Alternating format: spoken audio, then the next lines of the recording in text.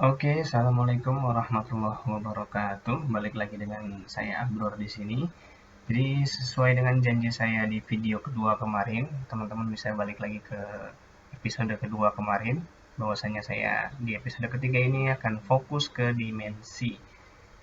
Jadi bagaimana cara kita memberikan ukuran pada suatu objek. Nah, di AutoCAD ini istilahnya dimensi atau anotasi ya di sini ya.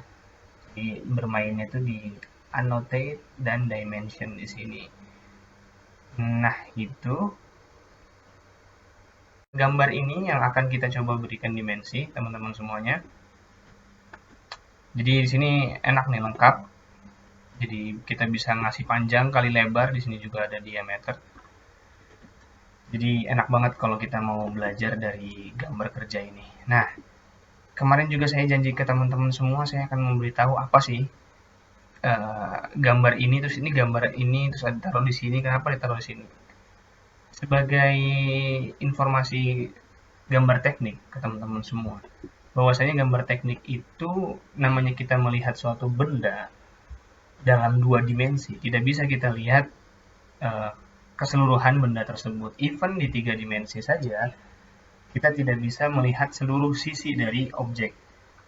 Nah, dalam gambar teknik dijelaskan bahwa di sana ada tampak depan, front view, lalu tampak atas, top view, atau di sini namanya plan view, karena tampak inilah yang akan terlihat dari sebuah tata layout, tata letak ya, tata letak sebuah pabrik, tampak inilah yang akan dipakai dari atas gitu. Ini top view. Nah, eh, yang teman-teman lihat dari arah sini, ya,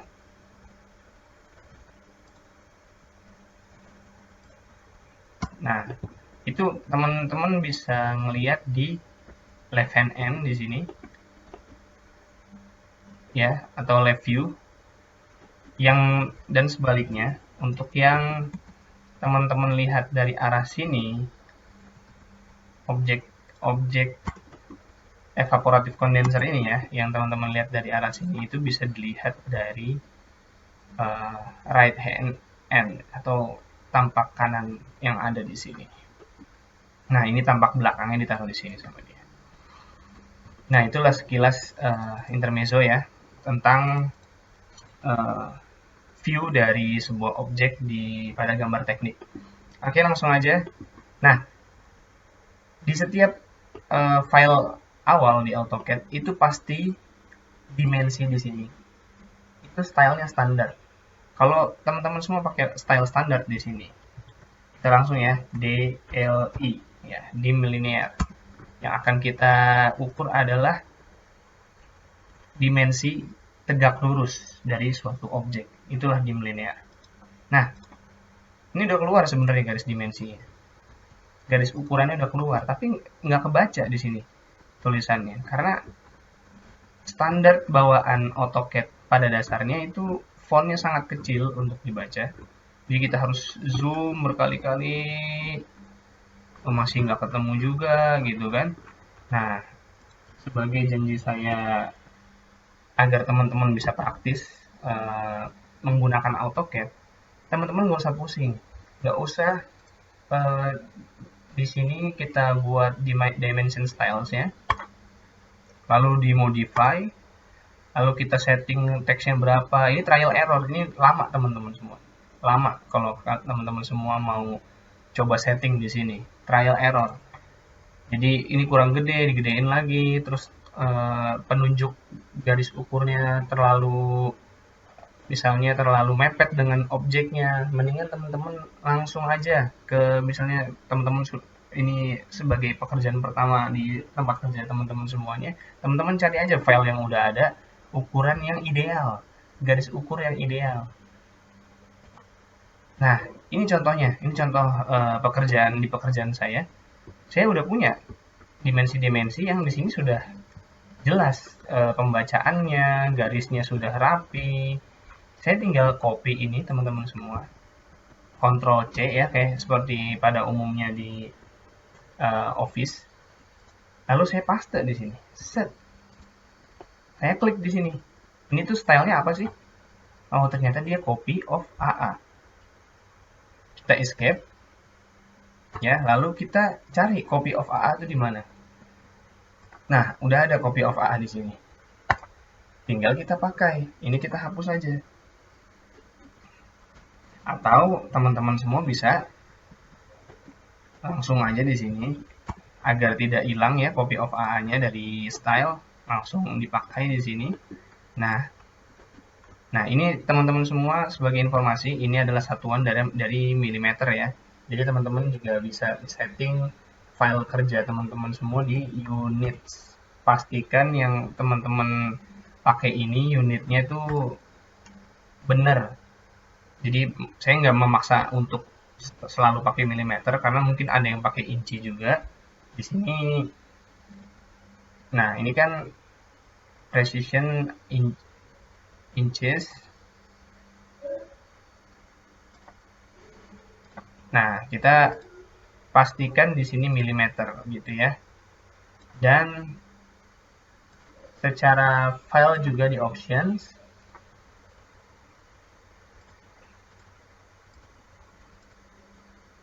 Nah, source content unitsnya milimeter juga. Pastikan semuanya itu agar tidak bingung ketika saat mengukur atau saat memberikan anotasi dan dimensi pada suatu objek. Ya, ini kita udah dapat dimensi lebar dari objek ini 5480 mm ya. Jadi 5,5 meter kurang lebih. Kita coba kasih dimensi lagi, DLI lagi teman-teman semua. Pelan-pelan ya. Ini panjangnya. Atau tadi panjang, ini lebarnya. Lalu ini nozzle ya teman-teman, nozzle dari kondenser ini. Nah, setelah ini kita akan coba DCO, itu dim continuous. Jadi dim continuous itu dim linear yang berkesinambungan. Jadi teman-teman nggak perlu lagi dim linear terus ke sini misalnya, lalu dim linear lagi dari sini ke sini misalnya, ya kelamaan gitu, kelamaan. Jadi teman-teman semua tinggal DCO, dim continuous, enter atau spacebar, lalu pilih dari sisi mana teman-teman mau memulai. Bisa dari sini, bisa dari sini. Cuman tadi kita kan contohnya dari sini ya. Langsung set. Nah, nggak usah capek-capek, jadi praktis gitu loh. Nah, jadi ya kan. Lalu kita mau ngukur diameter. Tadi apa? Kita lihat lagi contekannya. Dim diameter DDI. Di DDI spasi atau enter. Kita ukur lingkarannya di sini. Nah, ini diameternya kita dapat.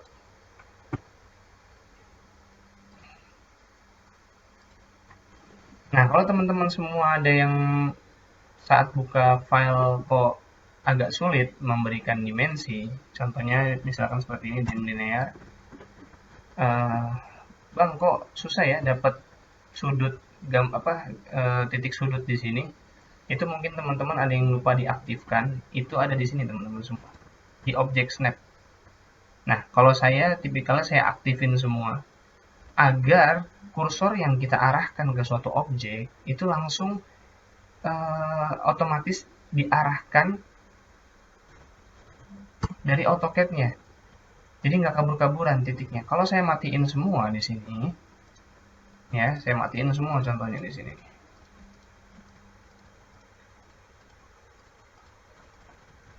Kita coba dim linear. Nah, susah kita ngambil titik-titik yang akan kita tuju itu susah. Nggak ada tuh. Makanya kita aktifin semua di sini teman-teman. Aktifin semua. Oke. Tinggal diklik di luarnya ya.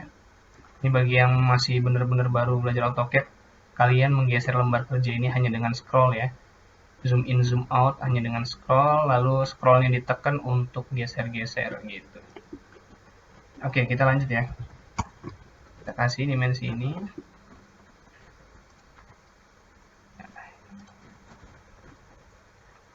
Panjang kali lebarnya.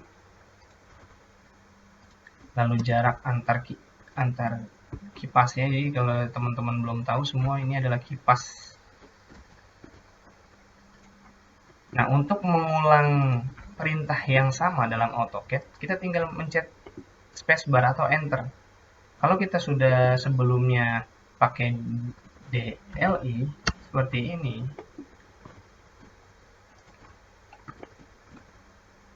lalu hanya ingin mengulang, kita tinggal mencet spacebar, tinggal tekan spacebar atau enter. Dia akan mengulang perintah yang sama. Gitu loh. Nah, gitu. Tinggal gini, langsung kita ulangin lagi dim linearnya.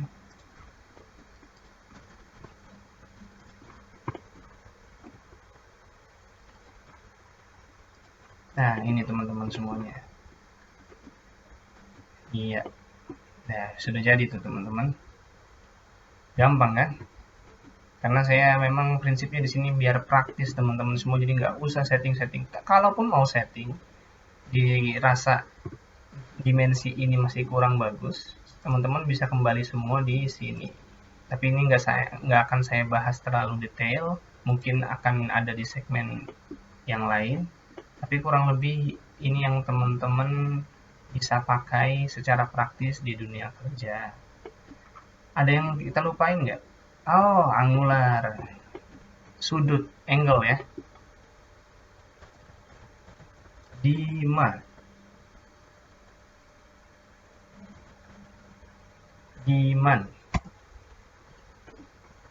Jadi kalau tegak lurus gini sudah pasti 90 ya teman-teman ya. Nah, inilah contoh penggunaan dimensi sudut pada AutoCAD. Berarti di sini kurang ya. Demand. Iya.